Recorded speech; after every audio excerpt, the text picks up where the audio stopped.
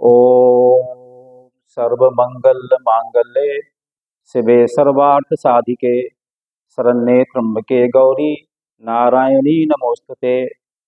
सज्जनों, जैसा कि आपको भली प्रकार विदित है, मैं प्रतिदिन श्री रामचरितमानस के एक नमः पारायण के किसी एक प्रसंग को लेकर आप सबकी सेवा में प्रतिदिन प्रातःकाल उपस्थित होता हूँ। कल मैंने श्री रामचरितमानस के 6वें नमः पारायण का अध्ययन किया, जिसमें श्री राम भरत संवाद, जयंत की कुटिलता, माँ अनुसुईया जी के द्वारा सीता जी को पतिव्रत धर्म की शिक्षा और शूर्पणखा इत्यादि के अनेक प्रसंगों का वर्णन है। यह सभी प्रसंग हम सबके जीवन के लिए अत्यंत कल्याणकारी है, परंतु मैं सूक्ष्म रूप में छोटी छोटी सी दो बातें आप सबके सामने रखूंगा। यद्यपि आज के परिप्रेक्ष्य में जो परिवार हमारे छिन्न भिन्न हो रहे हैं, उसको देखते हुए माँ अनुसुईया के द्वारा जो सीता जी को पतिव्रत धर्म की शिक्षा दी गई है, वह अत्यंत प्रासंगिक थी। तथापि मैंने कुछ अन्य प्रसंग को यहाँ पर चुना है। आज हम देखते हैं कि परस्पर भाइयों के बीच संपत्ति के नाम पर संघर्ष होते आ रहे हैं। हमारे पौराणिक ग्रंथों में ऐसे अनेक भाई हैं जिनके परस्पर प्रेम को लेकर के हम आज तक उनकी चर्चा करते हैं। इनमें से यदि मैं कुछ नाम लूं तो कृष्ण और बलराम का नाम ले सकते हैं। इसमें यदि मैं नाम लूं तो हम कौरवों के या पांडवों के जो परस्पर प्रेम है उसकी हम चर्चा कर सकते हैं। इसी तरह से यदि हम देखें तो रावण और कुंभकर्ण के प्रेम की चर्चा भी कर सकते हैं। किंतु श्री राम और भरत का जो प्रेम है वह अद्वितीय है, अनुपम है, अनुकरणीय है। हम जैसे विचार करें कि जो पांडवों का प्रेम है, जो सबसे बड़े पांडव हैं युधिष्ठिर, उन्होंने अपने सारे भाइयों को वस्तु मान करके जुए में दांव पर लगा दिया, पर किसी भी भाई ने उफ तक नहीं किया और सारे जीवन कोई शिकायत नहीं की। लेकिन जो प्रेम होता है परस्पर दोनों ओर से अपेक्षा रखता है। जब युधिष्ठिर ने अपने सारे भाइयों को दांव पर लगा दिया, किसी भाई ने उफ नहीं किया। लेकिन उनके ही जीवन में एक ऐसा प्रसंग आया जो यक्ष का प्रसंग है कि सारे भाइयों को मूर्छित होना पड़ा, व्रत होना पड़ा। लेकिन जब उनके पुनर्जीवन की बात आई और वह बात युधिष्ठिर के हाथों में थी, तो जिस प्रकार से, जिस क्रम से उन्होंने अपने भाइयों का पुनर्जीवन कराया, वह अनुकरणीय है, अनुपम है। ठीक इसी तरह से हमेशा, यद्यपि बलराम बड़े थे और कृष्ण छोटे थे, फिर भी सारे जीवन हमेशा बलराम ने श्री कृष्ण का साथ दिया। यह तो ठीक है। यहाँ से और बड़ी बात मैं कहूँगा कि जो हमारे कौरव हैं, उनके बीच का जो प्रेम है वह भी कम नहीं था। सभी जानते थे कि जो दुर्योधन है वह बहुत दुष्ट है।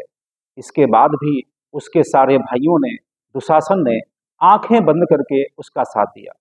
हम रावण और कुंभकर्ण के परस्पर व्यवहार में भी देखते हैं। कुंभकर्ण ने रावण को समझाया कि वह गलत कर रहा है, लेकिन वह नहीं समझा। तो इसके बाद भी कुंभकर्ण ने अपने भाई का साथ नहीं छोड़ा, उसने साथ दिया, यहाँ तक कि अपने जीवन को आहूत कर दिया। इन सभी प्रसंगों से हम यह प्रेरणा पाते हैं कि परस्पर भाइयों के बीच कितना ज्यादा प्रेम हो सकता है।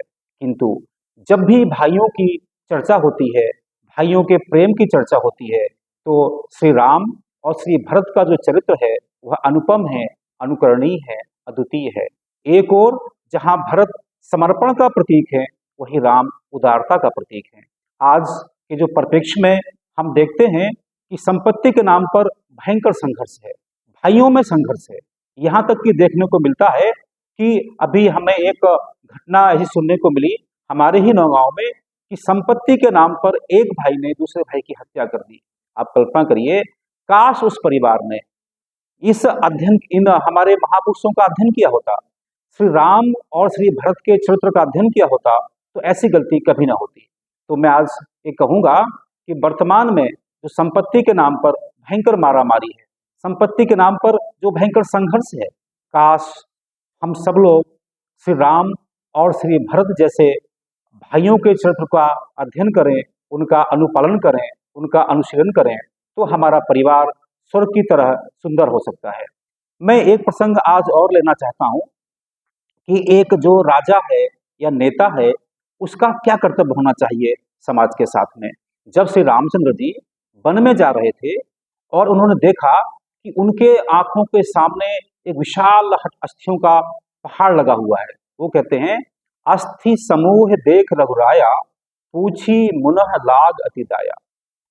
जब उन्हें ये पता लगा कि जो ये अस्थियों का पहाड़ है, हड्डियों का पहाड़ है, यह ऋषियों की हड्डियों का पहाड़ है, जिसे राक्षसों ने बिना किसी वजह के उनका वध कर दिया। तो यहाँ राम द्रवित हो गए और उन्होंने संकल्प कर डाला, निश्चरहीन करहु मही, भुज उठाए प्रणकीन, सकल मुनन के आश्रम जाय जाय सुखदीन। यह दोनों चौपाइयां आज के जो हमारे नेता हैं उनके लिए बहुत जरूरी है। आज जिस प्रकार से राम ने अपने सामने औरों के कष्ट को देखा और वह द्रवित हो गए, द्रवित ही नहीं हुए, उस कष्ट के उन्मूलन के लिए संकल्पित हो गए। काश आज का जो हमारा नेतृत्व है इस बात को समझे, निश्चरहीन करहु मही, भुज उठाए प्रणकीन, सकल मुनन के आश्रम जाय जाय सुखदीन। उन्होंने ऐसा नहीं किया कि मुनि उनके घर में जाएं और तब उनको वो सुख दें। श्री रामचंद्र जी मुनियों के आश्रमों में जा जा करके उनको सुख दिया। आज जो हमारे पॉलिटिशियन हैं, हमारे नेता हैं, उनके लिए यह शिक्षा मिलती है कि जब चुनाव की बात आती है तो सारे घरों घरों में घूमते हैं, चुनाव के बाद वह एक महल में बंद हो जाते हैं और किसी से बात नहीं करते हैं। आज आवश्यकता है कि यदि हमारे जो जननेता हैं उनको चाहिए कि प्रजा के सुख में और दुख में सतत संपर्क में रहें, उसके प्रति संवेदनशील रहें। यदि ऐसा होता है तो आज हमारा सारा समाज बहुत अच्छा हो सकता है। मैं पुनः कहूँगा कि जब भी कोई व्यक्ति दूसरों के कष्ट को देखकर द्रवित हो जाता है और राम की तरह संकल्प कर लेता है, तो वह आज भी समाज में वंदनीय हो सकता है, स्तुत्य हो सकता है।